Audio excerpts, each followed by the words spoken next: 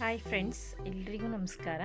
ಇವತ್ತು ನಾನೊಂದು ಸಿಂಪಲ್ಲಾಗಿ ಚಟಾಪಟ್ ಅಂತ ಒಂದು ಕಾಯಿ ರಸ ಅಥವಾ ಕಾಯಿ ಜ್ಯೂಸು ಅಥವಾ ಕೊಕೊನಟ್ ಮಿಲ್ಕ್ ಶೇಕ್ನ ಯಾವ ರೀತಿ ಮಾಡೋದು ಅಂತ ನಿಮ್ಮ ಮುಂದೆ ಶೇರ್ ಮಾಡ್ತಾಯಿದ್ದೀನಿ. ತುಂಬ ಈಸಿಯಾದ ರೆಸಿಪಿ, ಯೂಶಲಿ ಎಲ್ರಿಗೂ ಗೊತ್ತಿರುತ್ತೆ, ಬಟ್ ನಾನು ಯಾವ ರೀತಿ ಮಾಡ್ತೀನಿ ಅನ್ನೋದನ್ನು ನಾನು ನಿಮ್ಮ ಮುಂದೆ ಶೇರ್ ಮಾಡ್ತಾಯಿದ್ದೀನಿ. ಬನ್ನಿ ಹೇಗೆ ಮಾಡೋದು ಅಂತ ನೋಡ್ಕೊಳ್ಳೋಣ. ನಾನಿಲ್ಲಿ ಒಂದು ಅರ್ಧ ಭಾಗದಷ್ಟು ಹಸಿ ತೆಂಗಿನಕಾಯಿನ ತುದ್ದಿಟ್ಕೊಂಡಿದ್ದೀನಿ.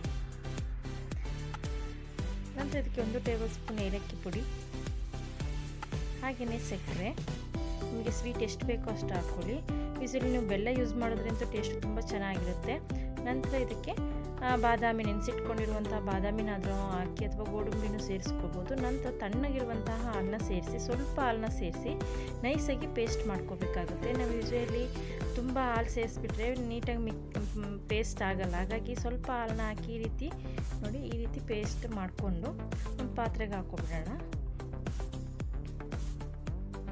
ಹಾಕ್ಕೊಂಡು ಇದಕ್ಕೆ ಉಳಿದಿರುವಂಥ ಹಾಲು, ಕೋಲ್ಡ್ ಹಾಲನ್ನ ಬಳಸಿದರೆ ತುಂಬ ಕುಡಿಲಿಕ್ಕೆ ತುಂಬ ಚೆನ್ನಾಗಿರುತ್ತೆ. ಕೆಲವರು ಇದಕ್ಕೆ ಬಿಳಿ ಎಳ್ಳನ್ನ ಸೇರಿಸ್ತಾರೆ ಅಥವಾ ಸ್ವಲ್ಪ ಹುರ್ಗಡ್ಲೆನ ಸೇರಿಸಿ ಸಹ ಮಾಡ್ತಾರೆ.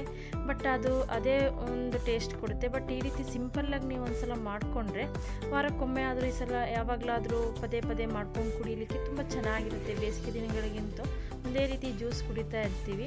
ಕೆಲವೊಮ್ಮೆ ಈ ರೀತಿನೂ ನಾವು ಮಾಡ್ಕೊಂಡು ಕುಡಿಬೋದು, ತುಂಬ ಚೆನ್ನಾಗಿರುತ್ತೆ. ನಂತರ ಇದಕ್ಕೆ ಡ್ರೈ ಫ್ರೂಟ್ಸ್ನ ಹಾಕೋತಾ ಇದ್ದೀನಿ. ನಿಮಗೆ ಇಷ್ಟ ಇದ್ದವರು ಹಾಕ್ಕೊಳ್ಳಿ, ಇಲ್ಲಾಂದರೆ ಸ್ಕಿಪ್ ಮಾಡ್ಕೊಳ್ಳಿ. ನೋಡಿ, ಸೇರಿಸ್ಕೊಂಡ್ರೆ ನಮಗೆ ಕಾಯಿ ರಸ ದಿಢೀರಾಗಿ ರೆಡಿ ಆಗುತ್ತೆ. ಶಾವಿಗೆ ಜೊತೆ ತಿನ್ನೋದಕ್ಕೆ ತುಂಬ ಚೆನ್ನಾಗಿರುತ್ತೆ. ಮಲೆನಾಡು ಕಡೆ ಇದನ್ನು ಹೆಚ್ಚಾಗಿ ಮಾಡ್ತಾರೆ. ಮತ್ತು ಯೂಶ್ವಲಿ ಹೋಳಿಗೆಗೂ ಸಹ ತುಂಬ ಚೆನ್ನಾಗಿರುತ್ತೆ ಇದು ಕಾಯಿ ರಸ. ನೋಡಿ, ತುಂಬ ಈಸಿಯಾದ ರೆಸಿಪಿನ ನಾನು ನಿಮ್ಮ ಮುಂದೆ ಶೇರ್ ಮಾಡಿದ್ದೀನಿ. ಇಷ್ಟ ಆದರೆ ಲೈಕ್ ಮಾಡಿ, ಶೇರ್ ಮಾಡಿ, ಕಮೆಂಟ್ ಮಾಡಿ. ಏನಾದರೂ ಸಜೆಷನ್ ಇದ್ದರೆ ದಯವಿಟ್ಟು ತಿಳಿಸಿ. ಹೀಗೆ ಸಪೋರ್ಟ್ ಮಾಡ್ತಾಯಿರಿ. Thank you so much.